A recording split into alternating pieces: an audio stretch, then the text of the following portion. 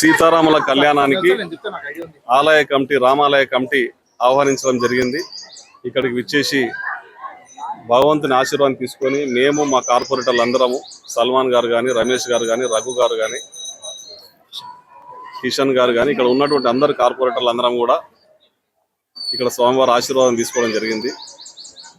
అందరికీ మాబ్నార్ పురపాలక వాసులందరికీ, ప్రతి ఒక్క పిల్లలకు, విద్యార్థులకు, తల్లిదండ్రులకు అందరికీ కూడా సీతారాముల కళ్యాణ శుభాకాంక్షలు తెలియజేస్తూ స్వామివారి ఆశీర్వాదం మనందరి మీద ఉండాలని, రాబో కాలంలో ఎన్ఎం శ్రీనివాసరెడ్డి గారు ఎమ్మెల్యేగా, మేయర్ గారు కానీ, నేను డిప్యూటీ మేయర్గా మా కార్పొరేటర్లు అందరం కలిసి పాలమూరు కార్పొరేషన్ సుందరీకరించడంలో స్వామివారి ఆశీర్వాదం మా మీద ఉందని, కోట్ల రూపాయల నిధులు రేవంత్ రెడ్డి గారి ప్రజాపాలనలో శాంక్షన్ కావడం జరిగింది.